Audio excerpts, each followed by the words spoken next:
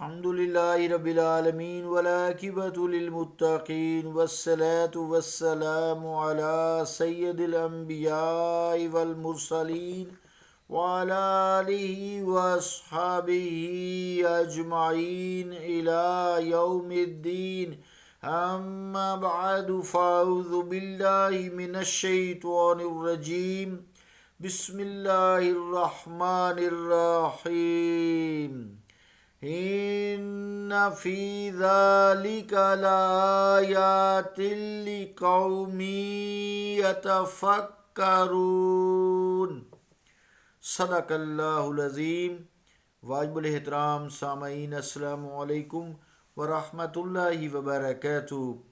سورہ الرعد کی 3 نمبر آیت کا آخری حصہ تلاوت کرنے کا شرف حاصل ہوا.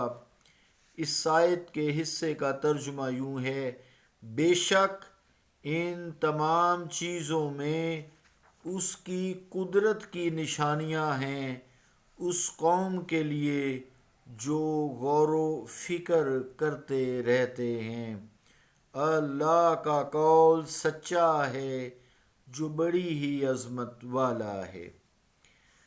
عزیزان گرامی قدر، اللہ رب العالمین کہ وحدہ لا شریک ہونے کے دلائل دینے کے بعد زمین اور آسمان سے اجرام فلکی، یہ سارے سورج چاند، تو اس کے بعد جو ہے فرمایا کہ ان فی ذلک لآیات لقوم یتفکرون، کہ بے شک اس میں اس قوم کے لیے نشانیاں ہیں جو تفکر کرتی ہیں، سوچتی ہیں، تدبر کرتی ہیں، غور و فکر کرتی ہیں.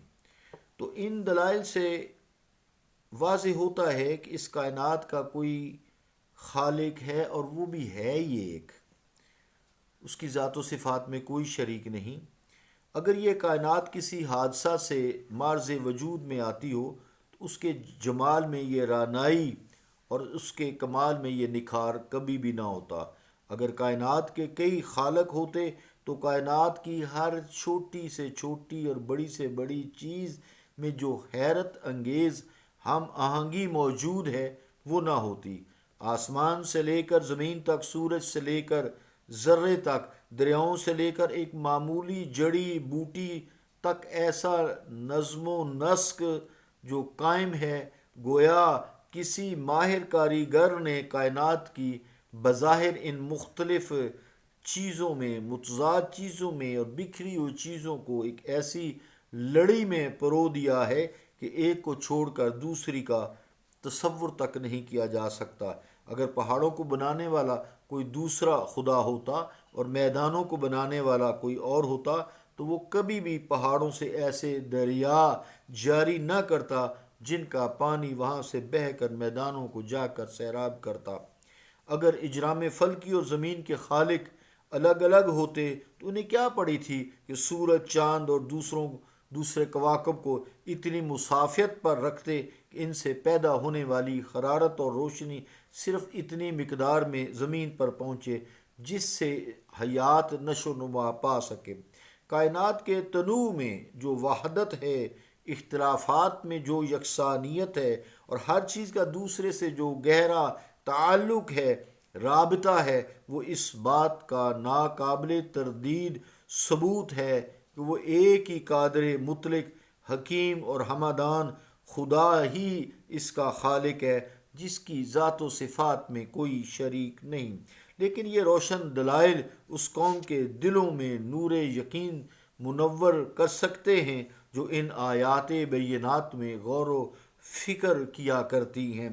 کاش ہمارے نوجوانوں کو قرآن کی ان آیات کا صدقے دل سے مطالعہ کرنے کی توفیق عطا فرمائے اور ان کے تقاضوں کو دیانت داری اور دل سوزی سے پورا کرنے کی توفیق عطا فرمائے.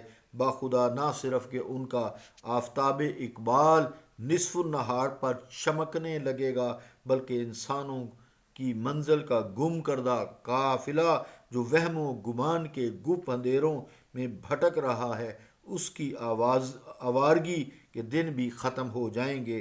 انہیں بھی وہ منزل مل جائے گی جو انسان کی حقیقی منزل ہے، یہ آیتیں ان نوجوانوں کو ان کی خفتہ چھپی ہوئی صلاحیتوں کو سختی سے جھنجھوڑ رہی ہیں، جنہیں اب یاد ہی نہیں کہ وہ اس ملت کے فرد ہیں جسے قدرت نے خیر الامم فرمایا ہے، اور جس کے فرائض میں اہم ترین فریضہ نیکی کا حکم کرنا اور برائی سے روکنا ہے۔ اس غارت گر متاع حیات کو کون بتائے کہ اسے پچھلی رات تک معافی کے ساتھ رقص گاہوں اور سینماؤں میں، اب تو موبائل ہاتھوں میں ہے، داد عیش دیتے ہوئے تو کب انسان لوٹے گا؟ تیرا گھر تو لٹ گیا ہے، تیری ناموس تو خاک میں ملا دی گئی ہے۔ اقوام عالم کے قافلے جو ترقی کے دوڑ میں تجھ سے اتنے آگے نکل گئے ہیں، مادی ترقی کی بات کر رہا ہوں، کہ ان کی آواز جرس یعنی ان کے گھنٹیوں کی آواز بھی اب کانوں کو سنائی نہیں دیتی۔ اللہ رب العالمین امت مسلمہ کو قرآن مجید سے جڑنے کی توفیق عطا فرمائے۔ صلی اللہ تعالیٰ علی رسول خیر خلقہ محمد وعلی آلہ وصحبہ اجمعین برحمتک یا رحمۃ۔